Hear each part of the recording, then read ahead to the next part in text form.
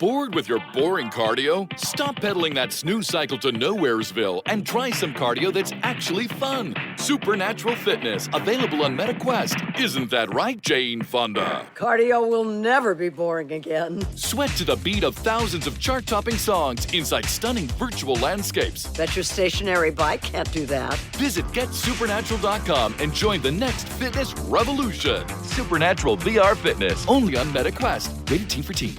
Regardless of what diagnosis your kid has in terms of anxiety, ADHD, autism, depression, all these things, we know that parents need help. Parents need skills. Parents need permission to be consistent. And we need to get everybody out of this idea that if you're making your child uncomfortable, then that's a bad thing. This idea that they have to feel comfortable all the time is taking things in a very, very misguided direction.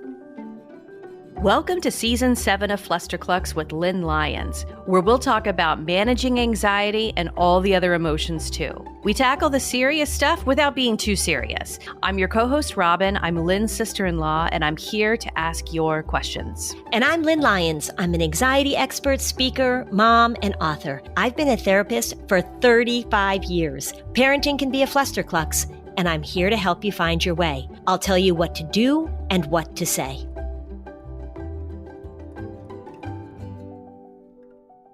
Hey, Robin. Hey, Lynn. How are you feeling? Because you just had the flu with a capital F. I know, everybody got something this holiday, I think. I'm human today. Yeah, I did not get anything.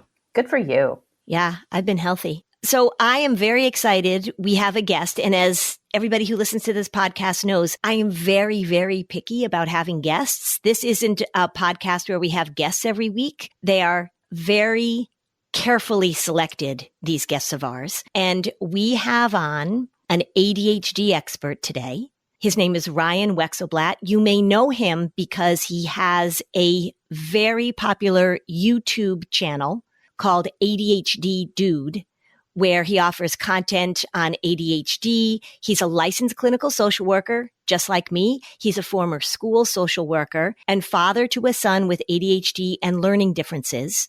He is the creator of ADHD Dude. He creates content for his YouTube channel and for Attitude, the leading ADHD publication. ADHD Dude provides parent training through the ADHD Dude membership site. And additionally, in-person services for boys with ADHD and social anxiety are offered at the ADHD Dude office in the Philadelphia area. Ryan is also trained in SPACE, which is Ellie Leibowitz program for anxiety treatment and cognitive behavioral therapy. We are so excited to have you, Ryan. Thank you for joining us. Thank you so much for having me. I'm excited to speak with you. So we get a lot of questions. I get a lot of questions about the intersection of anxiety and ADHD. I think that ADHD is around in the language a lot. There's a lot of talking about women who have ADHD, being diagnosed with ADHD at a later age.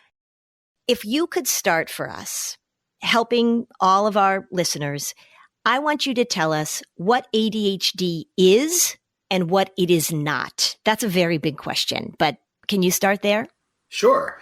Yeah. So ADHD is what we call a neurodevelopmental disorder. I prefer to call it a neurodevelopmental difference.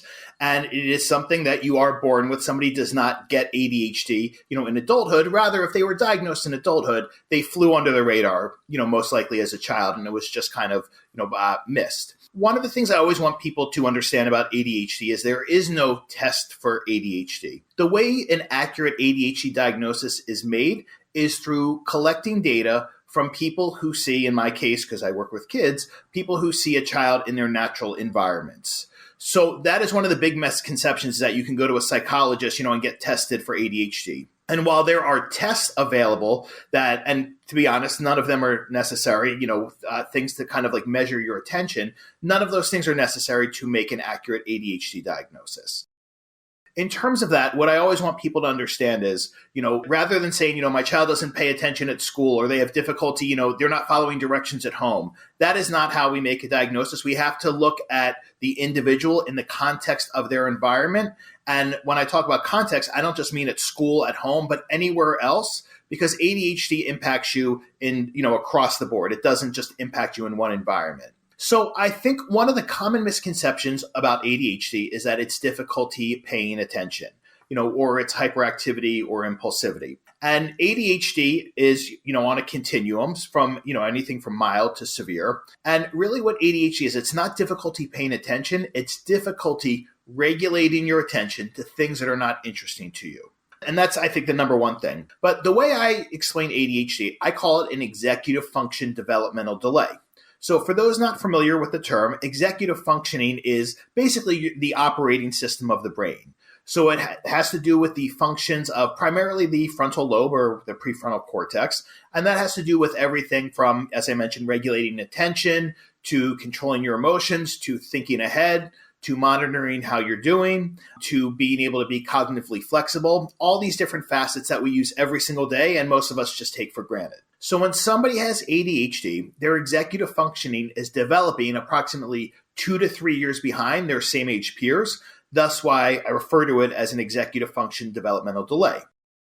The frontal lobe is the last part of the brain to finish developing. For most individuals, it doesn't finish developing until around 26, 27. I mean, it's a little gray area there. For people with ADHD, it doesn't finish developing until they're about 28 or 29.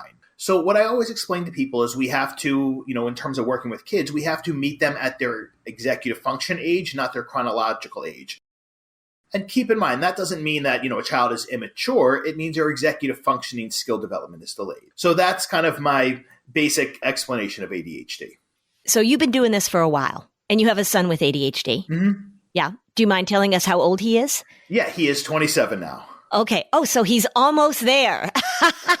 Almost there. Yeah. I have a 26-year-old and a 24-year-old sons. Yeah. So we're in the same sort of parenting phase, which I jokingly say it's all about insurance. That's what we talk about now. We talk about car insurance. We talk about health insurance. Yeah.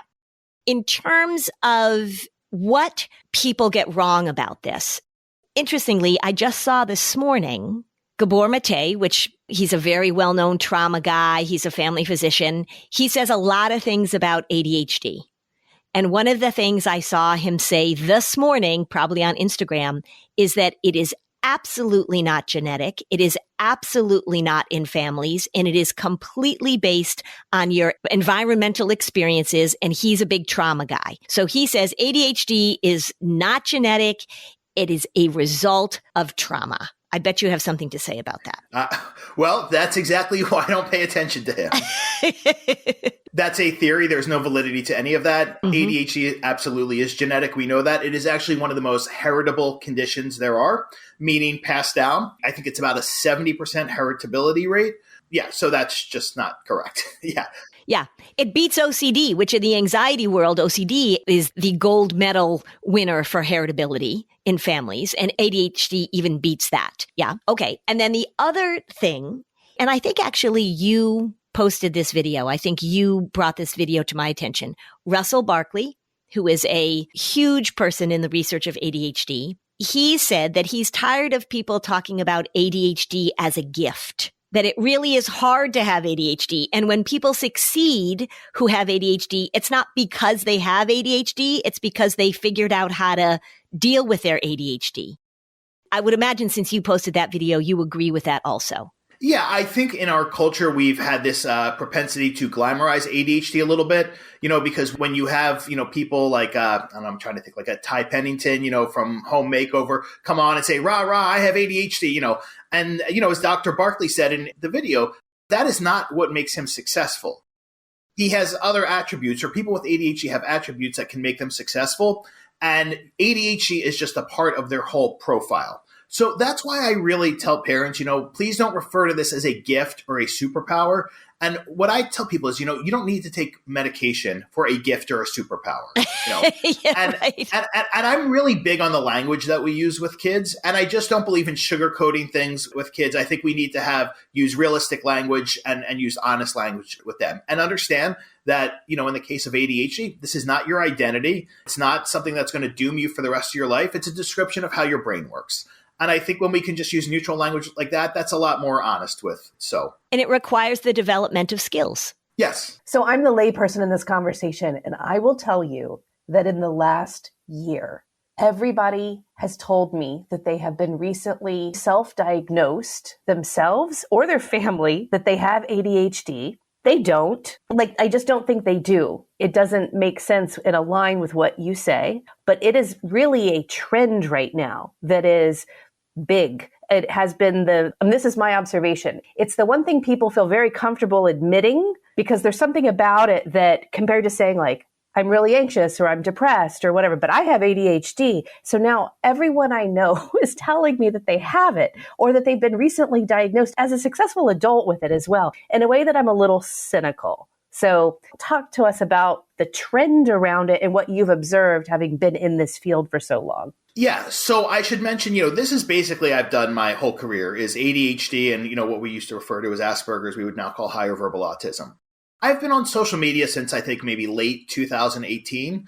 And since that time, my joke is everyone has become an expert in neurodiversity since then. The clinicians who used to reach out to me for advice, 7 years ago, they don't reach out to me anymore because everyone's an expert now in this. So I think what has happened with social media is that there has been so much information out there and so many opinions stated as facts that I think it's really difficult for parents, and even some professionals to discern what is credible, evidence-based information or factual information from opinions or theories, as we just mentioned, or whatever it might be.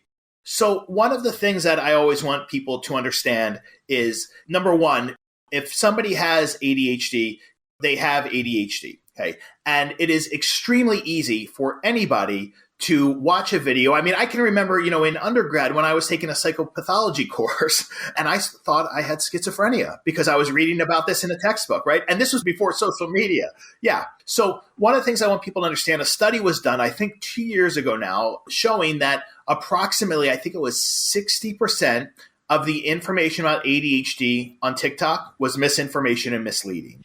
Oh, Ryan, a new study was done recently that said 100% of the information they looked at thousands of TikTok videos, 100% of the videos contained some misinformation about ADHD, about 82% contained misinformation about anxiety and depression. Wow. I would like to say I'm surprised, but I'm not at all. Yeah. Yeah. So look, one of the things I realize is that for, a parent scrolling through Instagram or TikTok, they're not going to know the difference necessarily between somebody credible who's sharing evidence-based information and somebody who's sharing an opinion. And one of the things I think we also have to mention is that people tend to be gravitated towards social media content that makes them feel good.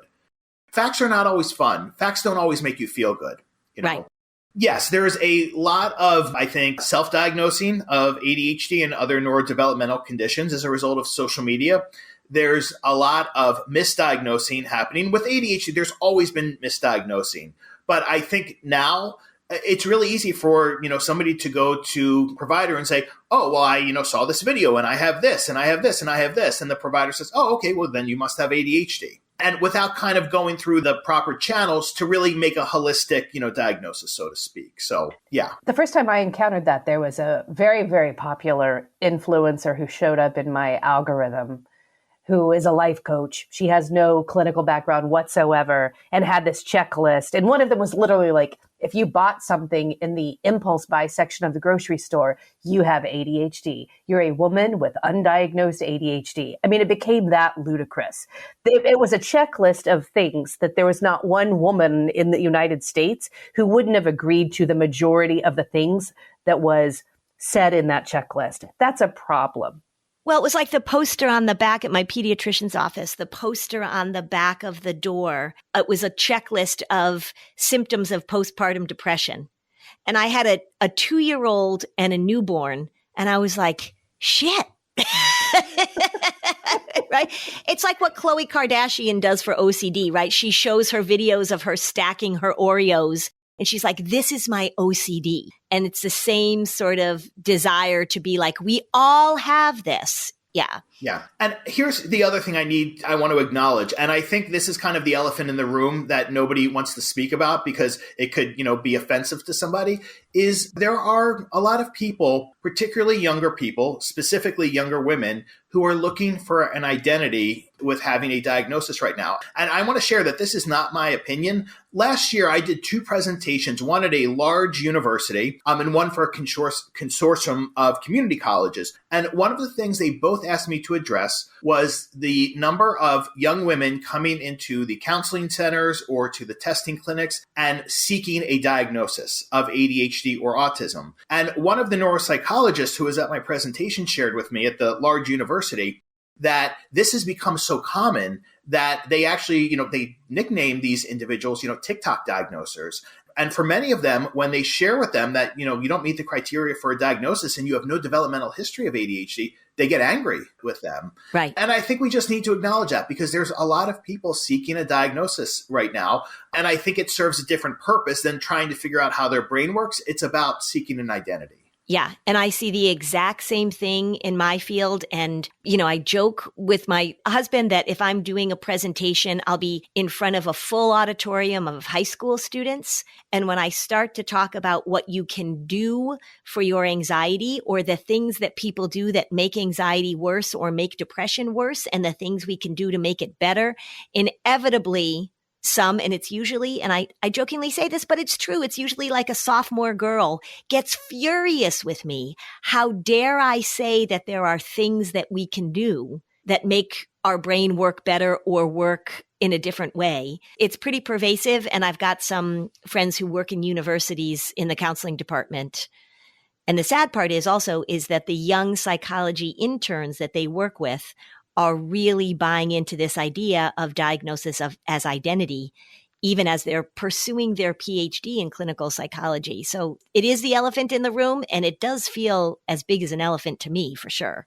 Same, yes. Yeah. I'm sure you both saw the brilliant satire of this on the show, The English Teacher, with asymptomatic Tourette's that can only be self-diagnosed. Have you seen that, Ryan? No, I have to see this. Have you watched the show The English Teacher yet? No. It's fantastic. And it addresses these issues in the most humorous, clever, whoever was doing the writing for that show just was on target. Okay. But it spoke to the issue of identity. I want to just step back because we've talked about this a lot on a meta level. Diagnosis, identity, responsibility associated with diagnosis.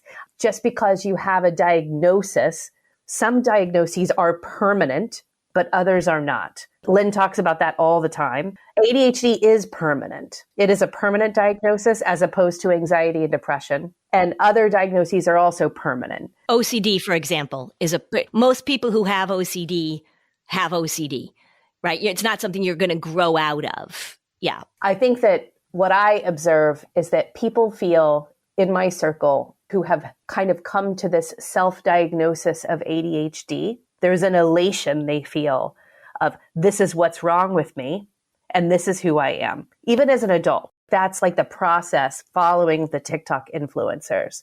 What would you like to say to both those parents and the parents who are also considering what's going on with their kids? Well, I think the first thing is that to get a credible diagnosis rather than self-diagnosing. So that means in the case for an adult is working with somebody such as a psychologist who depending what state you live in, either a psychologist or a licensed mental health professional who is qualified to make a diagnosis. But not only that, but has extensive experience and training. Training is the key word in ADHD. Not somebody who says, I work with lots of people with ADHD, somebody who has training in this and will go through the proper channels. Yeah. So that's the first thing. And I think that, my thing for parents is that, number one, I tell people, please do not take, information from Facebook groups unless the Facebook group is fact-checked by a licensed professional. And I'm not saying there's not value and you can't get support or some good information in Facebook groups. But for instance, there's a particular label right now that started off as an obscure term in the autism field that then turned into a self-diagnosing trend, which has now evolved into what I call an ideology bordering on a cult. Okay, this never would have happened if it weren't for social media, right? And I think that's why we need to help parents get back to thinking about this as, something medical that has to be diagnosed through the proper channels, not through you speculating something. If you have an inclination or have some questions, no problem. Have your child be evaluated and go through those proper channels rather than relying on opinions in Facebook groups or wherever you're seeking support. I think that's such good advice. And I think the reality of it is now, we're hearing about mental health crisis and a lack of providers, and I get that. But there are a lot of people who are diagnosing things, including ADHD, who do not have training. So a lot of life coaches. I know a lot of pediatricians are being asked to deal with mental health issues all the time. They are the first ones to admit that they do not have the extensive training in these disorders that you and I have in our areas of expertise.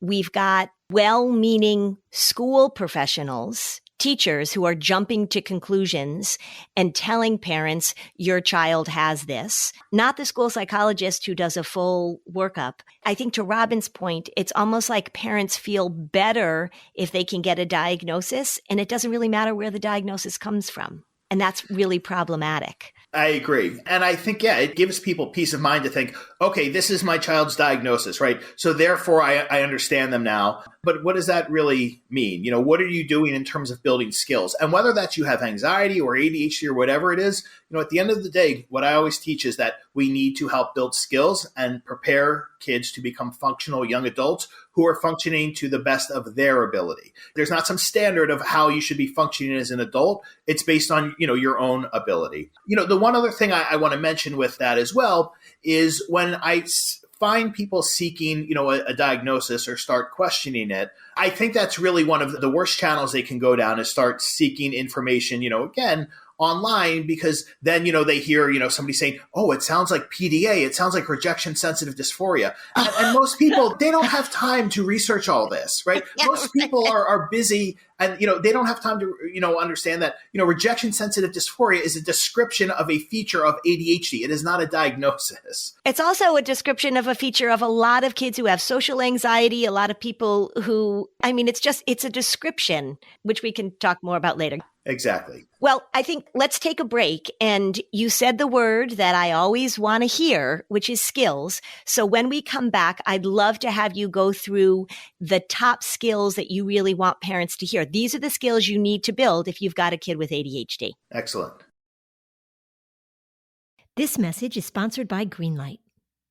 All right, we're all thinking about 2025. Right? What's the next year going to be like? You've got things you want to do. Maybe you want to go on a trip. You're figuring out how to budget your money. One of the great things you can do now as your kids are getting older is to start talking to them about money, about budgeting, about spending, how we earn money. All of this can be done with Greenlight. And it's easy to teach financial literacy when you've got a tool like Greenlight. It's a debit card and a money app made for families that lets kids learn how to save, invest, and spend wisely. Parents can send money to their kids and keep an eye on their kids' spending and saving. Meanwhile, kids and teens build money confidence. The Greenlight app also includes a chores feature where you can set up one-time or recurring chores customized to your household, your family. You can reward kids with allowances for a job well done. Now is a great time to get started with Greenlight because it could help you start the new year off right.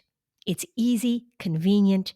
It's a great way for parents to raise financially smart kids, helping families navigate life together. Maybe that's why millions of parents and kids are learning about money on Greenlight already. So start your risk-free Greenlight trial today at greenlight.com/fluster. That's greenlight.com/fluster to get started.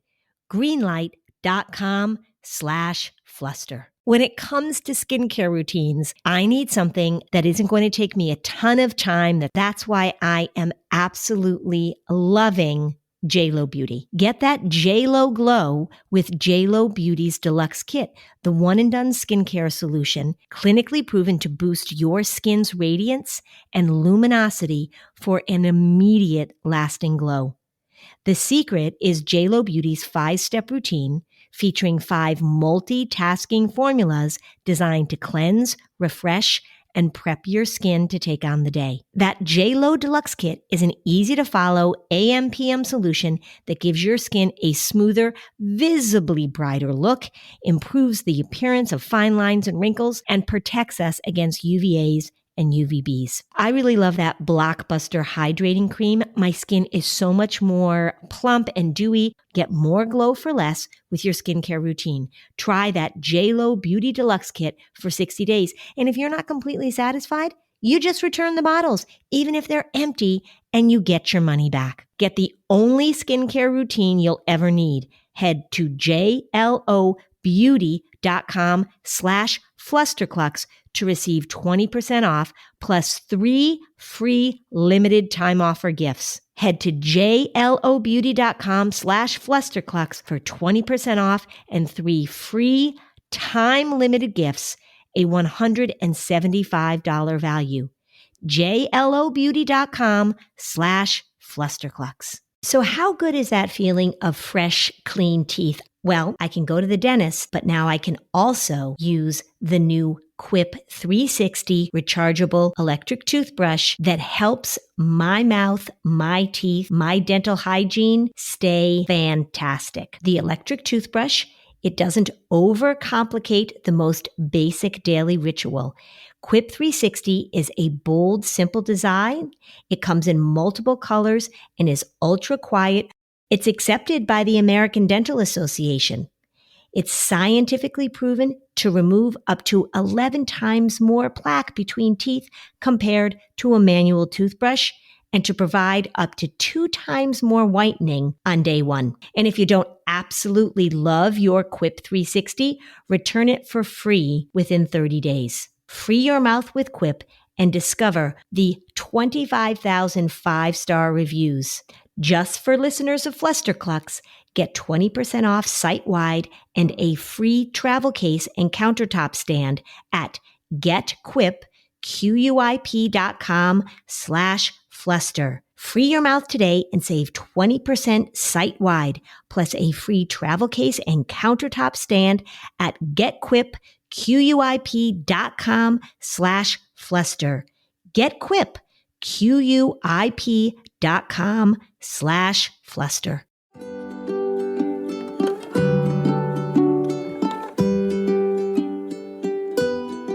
Okay, we're back.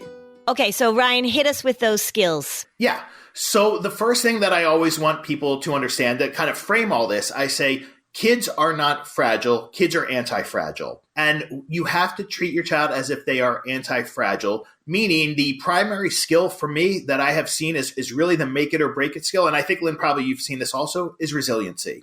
Because if we do not help kids develop resiliency, you're not going to get very far in life. And that's just been my experience. And look, I've been at this a long time, and I have former students now who are in their 30s, who I keep in touch with. And I see, the trajectory of some of their classmates, not that I'm necessarily in touch with them, but I hear about the trajectory and I see that resiliency piece is really the core of everything. So that's why I start off by always saying kids are not fragile, kids are anti-fragile. I think, in terms of if we're going to look at what are kind of the skills, the most important skills to have in life. Well, it's not your, academic proficiency. It's not even your intellect. It's number one, your ability to regulate your emotions. So I would say emotional regulation. And a lot of that does have to develop with brain maturity, but there's certain things we can do to help. And the other one I would say, and this is an executive function skill that I refer to as the least talked about executive function skill and the most important, cognitive flexibility. Yeah. So I have a saying, I say flexibility is cultivated, inflexibility is accommodated. And it is very normal for kids with ADHD and even adults with ADHD to have a propensity to be inflexible. This can be really problematic in life because if you have a propensity to be inflexible, and if I can just share this real quick story, years ago, I had a young adult come to me and he was referred to me by somebody from the University of Pennsylvania. And this was a young man who was in a doctoral program for some very complex, like data science. I couldn't even describe to you what it was. It was so complicated. And what happened was the chairperson of his department said to him, look, you're 3 years into this doctoral program and we're having a lot of difficulty working with you.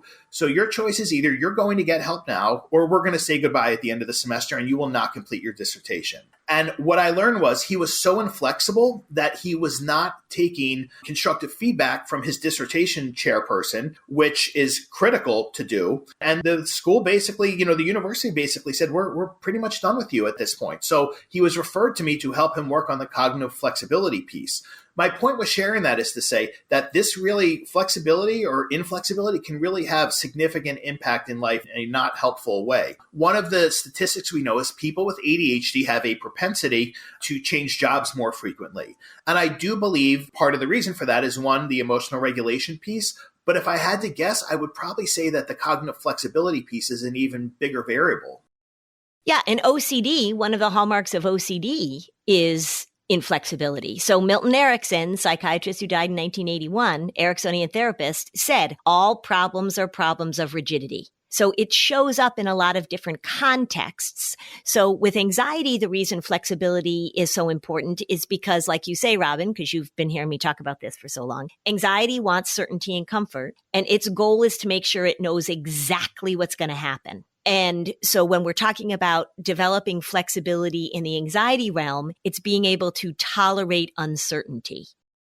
So how would you frame up for ADHD, Ryan? How would you frame up the need for cognitive flexibility in ADHD is based on what? Yeah, well, I know for one thing, we talk about this the same way. So I would just, offer something a little different. I would say with ADHD, structure and routine, that predictability is important because the ADHD brain tends to be concrete and it helps kids be successful. And here is a caveat, life is not predictable, unfortunately, right? Life is not always routine. So while we can create structure and create a level of predictability, we also need to teach kids simultaneously, experientially, that life is not always going to be predictable. And sometimes things are going to happen that are out of our control. A lot of times things are going to happen that are out of our control. So being able to tolerate that discomfort and that lack of predictability, that's a make it or break it skill, as far as I'm concerned. Yeah. And for all human beings, I don't care what diagnosis you have, if your expectation is that the world is going to cooperate exactly with your plans, if your expectation is that your family is going to cooperate with your plans, say we've got somebody who has obsessive compulsive personality disorder, right? Their whole thing is, if everybody would just do it the way I want it to be done, we wouldn't have a problem. So this rigidity thing and the need for the skill of developing flexibility and tolerating uncertainty hits in so many different areas of our diagnostic language. I think, Ryan, you would agree with me, is that if we could inject a skill into kids in the United States of America, it would be the ability to tolerate uncertainty and the ability to do things when you necessarily don't feel like doing them. That's a huge part of anxiety, depression, OCD, and probably ADHD too. Can you give me an example of a child you might be working with? So say it's a 10-year-old boy who's been diagnosed with ADHD. The parents are trying to figure out what to do. How would you go about teaching this skill of flexibility to a family who's struggling with maybe a new diagnosis of ADHD? Yeah. So one of the things I just want to clarify at first, because this is something that most people are never told, including by the professionals who diagnose their child with ADHD. Individual therapy, play therapy, and so on, is not actually a recommended treatment for children with ADHD. The American Academy of Pediatrics evidence-based recommended treatment is for children under 6 is parent training first, followed by the use of methylphenidate if necessary. For children 6 and up, it's parent training in conjunction with medication management. So the parent training part is what I provide. So what I do is not work with a child individually because there is, again, no evidence that is helpful in addressing ADHD-related challenges. Do you see why I had Ryan on the podcast? Continue, Ryan. Yeah, thank you. So what we do is we work with the parents in parent training, and that can look a bunch of different ways. As you know, and we help them understand how to not accommodate inflexibility and how to cultivate flexibility. Now, that is different for, every single child. For many kids with ADHD, they have a very narrow comfort zone, right? They don't want to come out of their comfort zone. That may be anxiety based, or it may not be, right? It just might be their own rigidity of, saying things like, well, I don't like anything but video games. So what I tell parents is, it's okay if your child doesn't like something, right? They have to learn that sometimes in life we just have to do things. So let me give you this an example. I run a school year program that's starting this Sunday, and one of the moms, reached out to me. I do an interview for all the kids who are new, and one of the moms reached out to me before, her son's interview and said, tends to have a negative attitude about anything new, and I tend to be very positive. So how can I get him excited about this? And I said to her, if he has this very narrow, range of comfort and doesn't like to come out of his comfort zone, it's not your job as his parent to get him excited about this. Your job as his parent is to say, this is what's happening. And it's going to be a little uncomfortable at first because you're around a bunch of, new guys who you haven't met before. And the more you're there, the more comfortable it'll become. And part of that is, what I call not engaging in noise. So arguing or complaining, and not, being pulled into, emotional manipulation. So things like, you're not listening to me. You don't care how I feel. Those kind of things. Kids with ADHD, and people have difficulty when I say this, kids with ADHD tend to be very resourceful. And one of the things they're incredibly resourceful with is pulling on their parents' emotions by saying things that upset them. Like, you don't care about me. You're not listening to me. You don't love me. Yeah. Nobody understands me. If you loved me, you wouldn't make me do this. Yeah. Anxious kids do the same thing. Exactly. Right. Yeah. They're good at figuring out how to get out of stuff. Yes, exactly. Well, one of the things I want to clarify first is that approximately what we know is 30% of people with ADHD also meet the criteria for an anxiety diagnosis. Right. Personally, I believe that number is low because I think a lot of anxiety gets missed and gets underreported, particularly in the case with kids with boys. Because what I find is a lot of times boys do not have the language to articulate their anxiety, particularly if they have social anxiety. Mm-hmm. So I think that's the first thing. 30% is a significant number. Okay. So the difficult thing here is that a lot of features of ADHD, such as the inflexibility and so on, can look like anxiety. And a lot of features of anxiety, which could be inattentiveness or, again, the inflexibility, whatever it is, can look like ADHD. So, this can be hard to parse out, but there's things we can do to help parse this out. And one of them, again, is looking at a developmental history here. Well, a child with ADHD might not necessarily have separation anxiety from their parents in preschool, whereas a child with anxiety likely, I would think in a lot of cases, is going to have that. And that's just a little example, but there's certainly ways we can parse this out. The issue is that it can be time consuming to do this. It takes asking a lot of questions, and it takes asking a lot of developmental, history, getting the developmental history. So definitely overlap, and it's just a matter of parsing it out. And in some cases, we might not be able to, and that's okay. What matters is, again, what are we doing to build skills? The other thing, too, is what you said earlier, which I think is really important, is that ADHD doesn't come and go in different contexts. And anxiety often does. So you can have a kid, say you have a child with selective mutism. They don't say a word outside of the house, but when they're in the house, they don't shut up. Or they're perfectly fine going to their football practice or playing with their friends, but going into school because the demands or because it's a new situation. So we see anxiety sort of showing up in different places, but with ADHD, you don't turn it off. Anxiety has that capacity to show up very clearly in one place and not in another. And I don't think that we see that with ADHD. Correct. And I will tell you also in my content, I tend to not talk about features of anxiety. And the reason why is whenever I do, people start self-diagnosing their kids. Yeah. That's right. So we're going to take a break. And when we come back, let's talk about the neurodivergent element of all of this as well. Excellent. Okay. I am sitting here and it is 7 degrees outside. And I did something that made me feel a little bit better. I ordered something from Quince, and I ordered this really awesome silk blouse. I'm so excited to wear it the next time that I have a speaking engagement. So with Quince, you can treat yourself to everyday luxury at an affordable price. Something everyone needs in their closet, in my opinion. Quince's iconic Mongolian cashmere sweaters, they start at $50. Or if you want to really up the luxe factor, check out their Italian leather handbags, washable silk shirts, that's what I got, and European linen sheet sets. Whatever you're looking for, all Quince items are priced 50 to 80% less than similar brands. They're able to do that by partnering directly with top factories and cutting out the cost of the middleman. passing the savings right on to you. Quince only works with factories that use safe, ethical, and responsible manufacturing practices. And of course, they use premium fabrics and finishes for that luxury feel in every piece. Treat yourself this winter without the luxury price tag. Go to quince.com/fluster for 365-day returns plus free shipping on your order. That's QUINCE.com/fluster to get free shipping and 365-day returns. Quince.com/fluster. Oh, it's such a clutch off-season pickup, Dave. I was worried we'd bring back the same team. I meant those blackout motorized shades. Blinds.com made it crazy affordable to replace our old blinds. Hard to install? No, it's easy. I installed these and then got some for my mom. She talked to a design consultant for free and scheduled a professional measure and install. Hall of Fame son. They're the #1 online retailer of custom window coverings in the world. Blinds.com is the GOAT. Go to Blinds.com for 40% off site-wide. Blinds.com. Rules and restrictions may apply.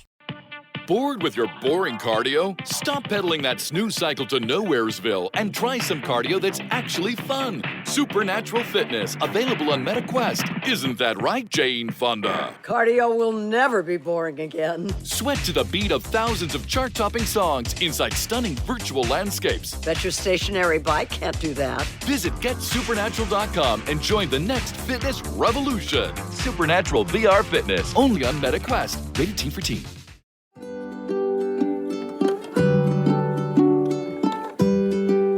Okay, so now back to the show.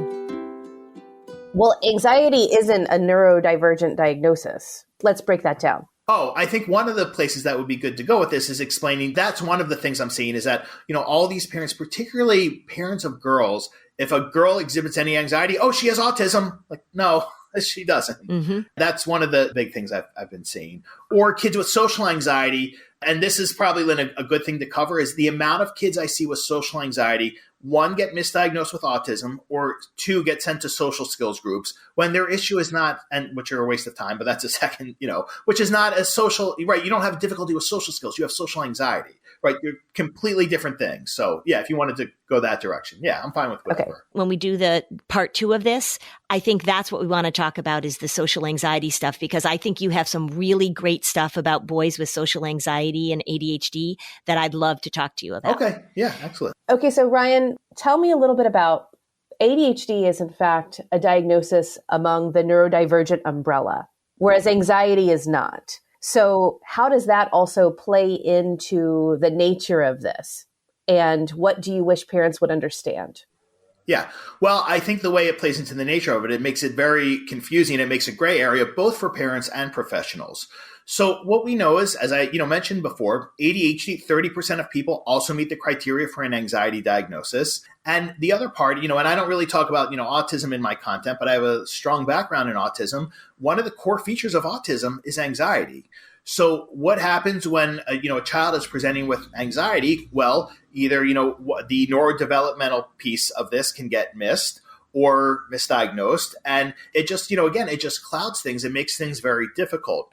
But at the end of the day, what I want people to understand is if we're looking at treating ADHD and anxiety, okay, this complicates things, and I will tell you why it complicates things. Because number one, cognitive behavior therapy, which we know tends to be, the one of the most effective treatments for anxiety. The research data shows that cognitive behavior therapy, or CBT, really is not effective on kids with ADHD. The research shows it's effective on older teens and adults with ADHD, but not so much on kids. And this is an area that is really understudied. Now, I would never tell anybody, do not seek treatment for anxiety, or do not seek cognitive behavior therapy. But what I can tell you, the feedback I've received from a lot of parents is, we tried CBT and it just wasn't effective. And the reason why, and I just want to explain to people, the ADHD brain lives in the moment. So they have difficulty with future thinking, or what we call nonverbal working memory. And they also have difficulty with what's called episodic memory. So the emotions associated with past experiences. This is something that is very rarely talked about in the ADHD field. Kids with ADHD have a propensity to only remember strong negative emotions. They often don't remember past successes with things. So, I'll give you an example. This afternoon, actually, I'm having lunch with, one of my former campers and one of the boys who used to come to my, school year programs. He's, a college junior now. He's 21.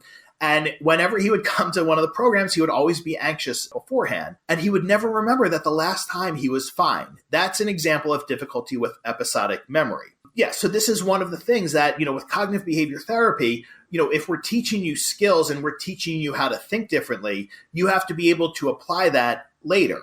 Okay. And for the ADHD brain that lives in the moment, the problem is not remembering these things. It's remembering to utilize them in the moment. And that's why Dr. Barkley tends to call ADHD attention deficit disorder. You may know what to do, but you may not be able to apply it in the moment. Mm-hmm. The same thing happens with anxiety. I was saying anxiety is amnesic to your successes. I'm an anxiety person, and I know I'm trained in CBT. You're trained in CBT. I got a lot of beef with some of the stuff that they do with CBT for anxious kids. It's way too content focused. And then if you get into the OCD stuff, so give me an example. Say you've got this kid and he's going to come to your camp. He's going to come to your program. He's anxious every time. The parents are saying like, but remember you did so well the last time you went. You were so nervous, but you loved Ryan and you learned so much. Why are you nervous this time? What would you tell the parents as you're coaching them to help this ADHD kid deal with that pattern? Yeah. Well, number one, I say avoid playing armchair therapist, which is my term for asking lots of feeling questions, why questions, and don't get into a discussion about feelings because if anything, if I've learned, when you have a kid who is experiencing anxiety, right, when we start focusing on feelings all the time, right, what does that tend to do? It tends to make them hyper aware of their anxiety and often makes it worse. Yeah. What you focus on, you amplify. Exactly. Yes. So for this young man who I'm seeing this afternoon, I'll give you a perfect example. His mother learned early on that she would not ask him if he wanted to do something. There was no, do you want to go to guys group? She would tell him what he's doing, right? And that's what he needed to be successful was he wasn't giving an option with things. He was told this is what's happening. And she would allow him to vent his anxiety, and get it all out. And I don't want to go. And those kids aren't like me and they're weird and whatever. And just to let him vent and not get into a discussion, not play armchair therapist, and he would get it out of his system and go. But the other key to this, to your question, is that we have to help kids remember the emotions from past experiences, but in specifically how they were successful and how they felt when they were successful. So we would say, remember the last time this happened? Well, it's going to be the same this time. You're going to be anxious at first, and then you're going to feel better in a little bit. It's different just because, it's a different group or, has to do with a different camp or a different school, whatever it is. So when we can use that same but different language, we're helping, show kids that same thing, you're going to have the same experience. It's just a different situation. Yeah. So I call that building reminder bridges. And this is why in the anxiety world, people say, well, let's keep track of what you worry about. And I say, no. Let's keep track of your successes. Can remember your successes, this whole keeping track of your feelings and this is why CBT, how were you feeling? How were you thinking, right? Who cares? We want to talk about what are the successes that you had and how can we help you connect your past successes to your current situation? So same exact thing I'm saying. Yeah. Yeah. Same exact thing. Yeah. As we finish this up, you can be found. Your YouTube channel is ADHD Dude. The content there is fabulous. It's so concrete. You teach skills. You talk very deliberately about what parents need to do, moving away from this idea of accommodation, which is also what we talk about in the anxiety biz. There's just a ton of overlaps. And this is really about teaching skills, regardless of what diagnosis your kid has in terms of anxiety, ADHD, autism, depression, all these things. We know that parents need help. Parents need skills. Parents need permission to be consistent. And we need to get everybody out of this idea that if you're making your child uncomfortable, then that's a bad thing. This idea that they have to feel comfortable all the time is taking things in a very, very misguided direction. I think, Lynn, to your point, one of the things I've seen increasingly, which is really unfortunate over, I'm going to say the past 2 years, is this idea that accommodating your child is compassionate, or in my case, neurodiverse affirming. And it is exactly the opposite of that. But again, that helps people feel good, right? If they feel like, I'm taking away my child's discomfort. or they're not going to be upset with me. That's very appealing. So I understand that. But I think we have a really significant confusion in our culture right now between compassion and being helpful and building resiliency. One of the things I talk about, I have this saying, I call it, high giving, low expectations, where parents give to kids and have very low expectations of them. And I say we need to shift from high giving, low expectations to high empathy, high expectations, because I see the empathy thing is really becoming very distorted for many parents. Yeah, fabulous. And I will just let you know that one of my family's parents that I work with, she just quoted you 2 days ago saying that very thing about her son with ADHD. She said, you know what? I know I've listened to Ryan, and I just have to make sure that we stay away from this idea of high giving and low expectations. And I was like, boom, baby, boom.